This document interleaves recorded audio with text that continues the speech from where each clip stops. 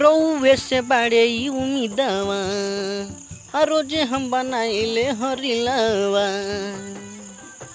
कहबो कबो खुशी होला मोहन में अपार हो आज पूर गइल 46,000 यूट्यूब परिवार हो आज पूर गइल 46,000 यूट्यूब परिवार हो रउए से बाटे ई उम्मीदवा